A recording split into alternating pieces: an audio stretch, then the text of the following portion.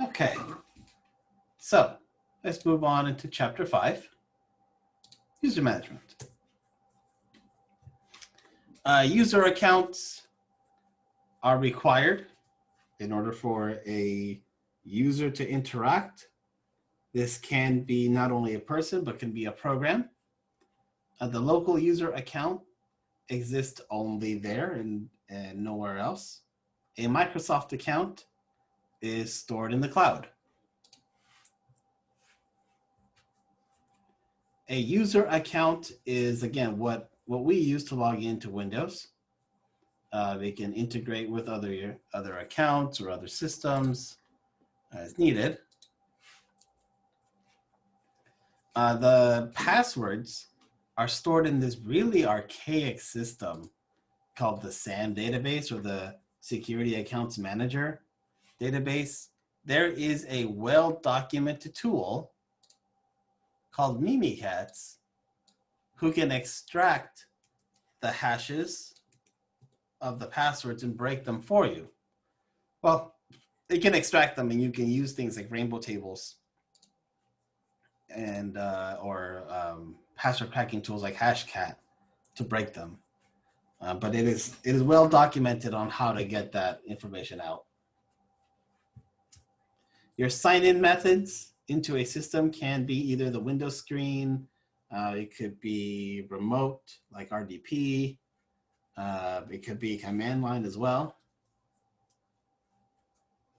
The Windows sign-in screen is what you see when a system is joined to the domain. Or sorry, when it's not joined into the domain, you see that sign-in screen. Your secure sign-in is the one that has Control-Alt-Delete. There are programs now who can do that command. It used to be for the longest that no program could mimic Control-Alt-Delete.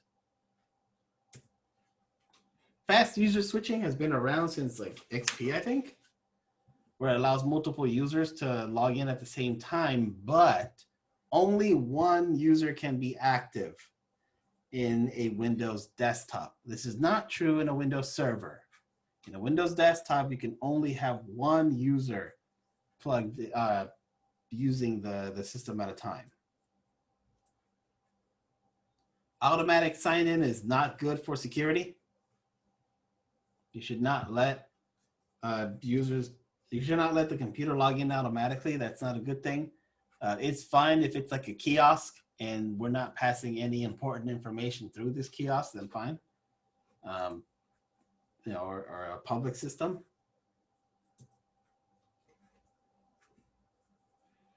Assigned access is something new in Windows 10 that allows this system will allow only this user to log in. So John can only log in on John's computer. He can't log into any other machine.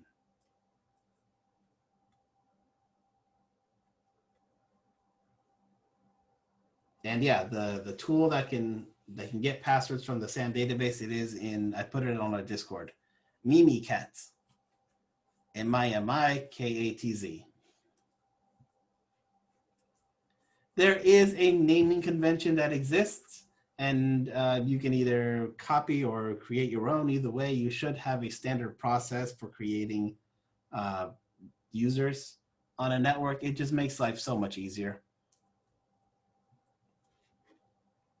There are some restrictions though. For example, usernames have to be unique. You can't have two of the same. They have to be 20 characters or less. The users cannot be case sensitive, and they can't contain any other characters that you see here. Automatic login is not, it's not the same as fingerprint system. Automatic login is no password. But you can't use any, these are the restrictions you have on creating a Windows user. Your administrator is the most powerful local user account. It is also the most powerful network account. Please, please, you do everything possible to protect the administrator. Everybody knows it exists. Everybody knows its ID ends with 500. Everybody knows it exists on every single system. Do everything you can to protect the administrator account.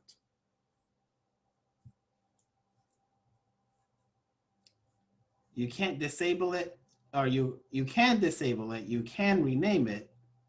It is disabled by default in Windows 10, but you should change the password. You should rename it. You should disable it because everybody knows it exists.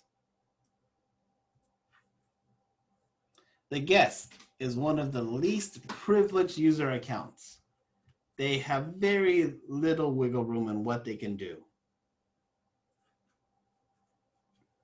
Ideally, you should make you should make user accounts based on the least privilege principle, which means users have access to only what they need and nothing more.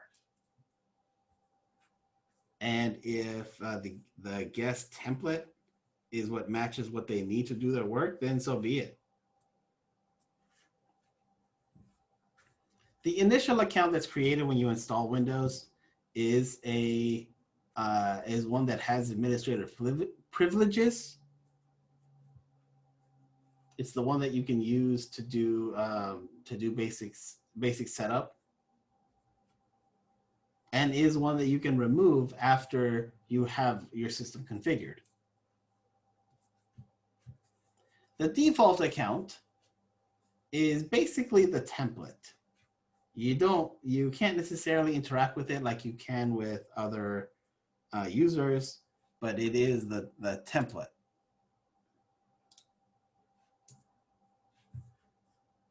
There are a number of default groups. Again, these are groups that everybody knows that exists, that if you want to be lazy, you would just automatically use. But if you want to be a little more secure, you might want to rename or change. So some of them are like the administrator groups, the backup operators, the cryptographic operators, this whole line. Generally, the four that you'll use are administrator, power users, and guests. Those are the four. Admin, power user, guest, with the power being given in that order from top to bottom.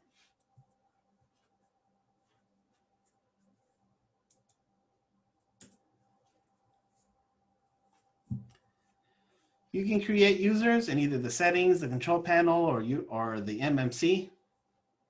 Again, it derives, any new user derives its privileges from the local users group.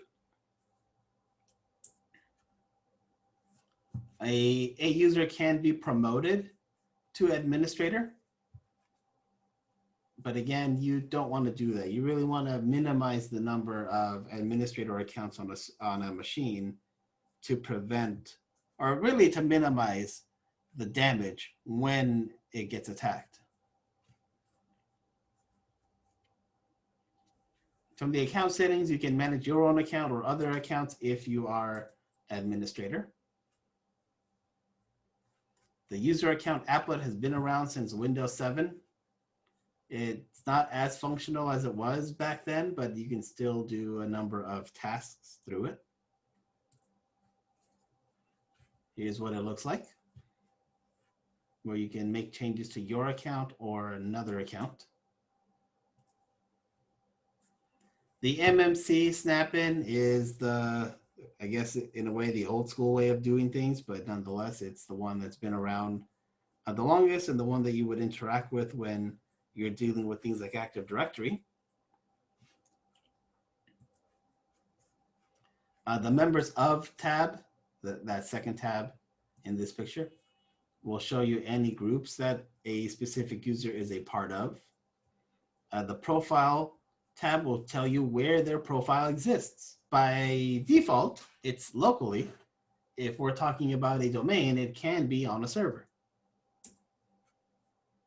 So there's your member of tab.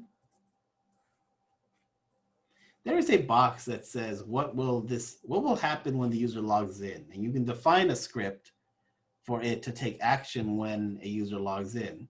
You can define a home folder. You can define a number of things for each user, and you can actually do a lot more per user in Active Directory, which we'll get to in the second half of this course.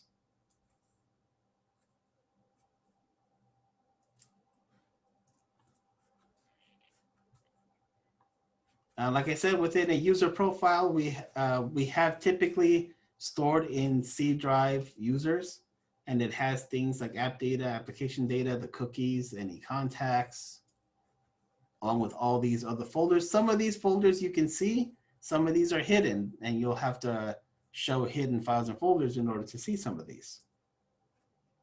There's quite the number of folders that exist per user, which is true for pretty much any OS.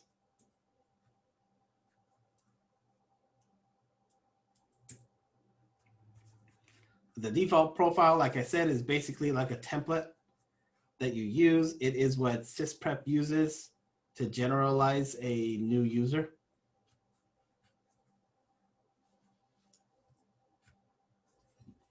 A mandatory profile is one that cannot be modified.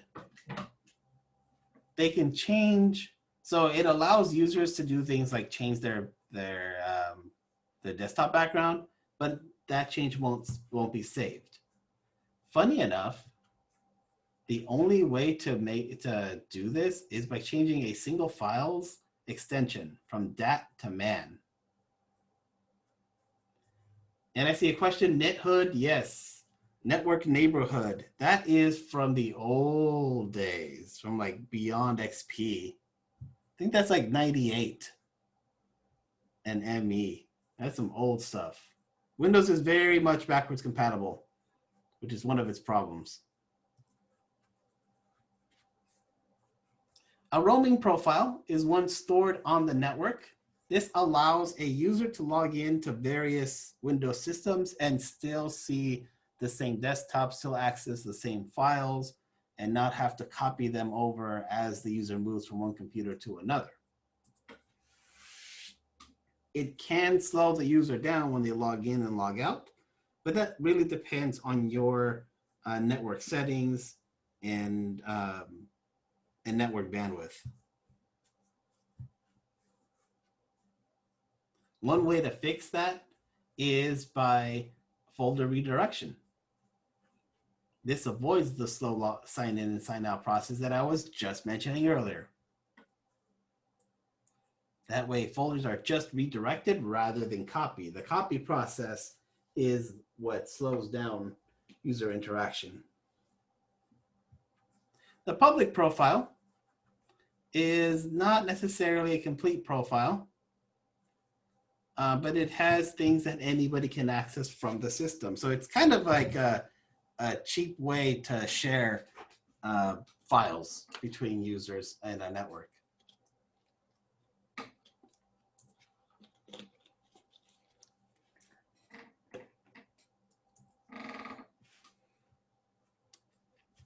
I mean, any interaction with Windows has to require the start menu, so I won't necessarily go deep into that. There are some advanced ways to authenticate yourself, and that can either be with a picture password, a PIN, Windows Hello, Passport, or smart cards. This is one that a lot of people don't know of, the picture password.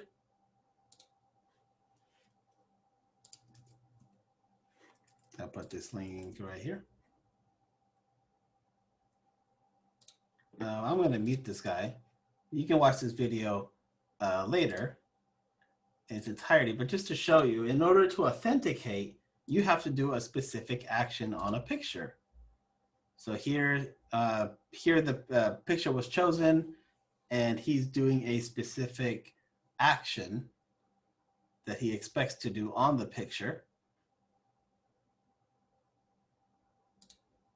Or here's the one with the cat, where, okay, set up some gestures and see if I can forward to the spot where he starts doing the gestures. So he did one gesture. He did a second one with one eye. There's the third. So he's going to confirm them.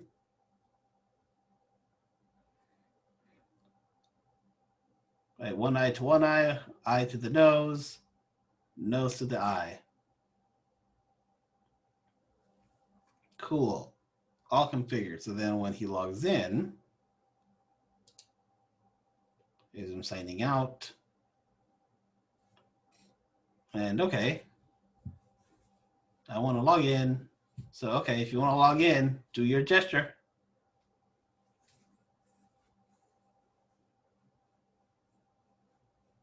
So one eye to the other eye. Okay, eye to the nose to the eye. Awesome. Let him in. That is something you can configure. It is another way to secure your account. It's been around in Windows 10. But yeah, it's one of those little known things that you can do. You can also do a PIN. But remember that a PIN is only as strong as the numbers that are there. So if you use a 4-digit PIN, it will be very fast to crack. Biometric has also been around for a while. And that is fingerprint, facial, or iris scanning. Biometrics is not foolproof. For example, if you do fingerprint and you cut your finger, it won't be able to scan it the same way because your finger now looks different. Facial recognition, if you're sick, it may not recognize you, or if you're wearing a mask. Same with iris. If your eye isn't necessarily in the same way that it was when scanned, it might not go through.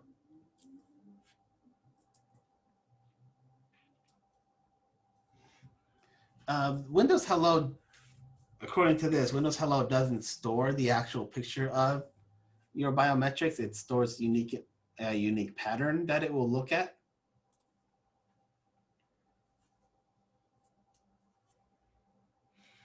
Passport has been around for Windows 10 and is being used, especially in like the cloud with like Azure, to secure accounts. Smart cards, it has been around for quite some time, is used by a lot of companies. They'll use their ID card and they'll connect it to their computer, and that'll be how they authenticate. But the machine has to have a smart card reader in order to work. You can do virtual smart cards as well, just like you can do an eSIM for a phone.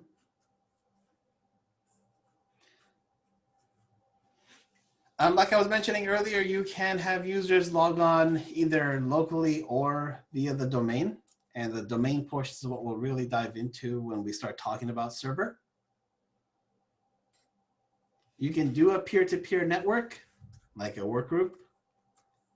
Everybody has to have the account. Everybody has their own SAM database. This is limited up to 20 connections. This is not good when you have a number of users and a number of computers. It's better to centralize with a domain, because each system has to have the same credentials everywhere, and that can be a pain to distribute. But it is possible. It stops becoming feasible after a while. A domain base, on the other hand, will have all the users centralized to one location. Everybody authenticates to one place, and that does make life easier to maintain and control access. So in a domain system, we have one controller who handles all that, and everybody else connects to it. All the machines have to be part of the domain, and then they'll be able to share the info. It doesn't have to be the same hardware.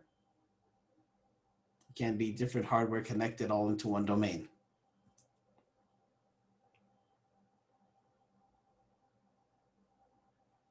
And a little word of warning is Windows 10 actually caches credentials. which can be a problem if somebody's running something like the tool I mentioned earlier, who can go into memory and read the information and run with it. So just FYI, Windows does cache the credentials locally when a user is logged in. If that user gets breached, it is possible to go into memory, steal the hashes, and then crack those offline.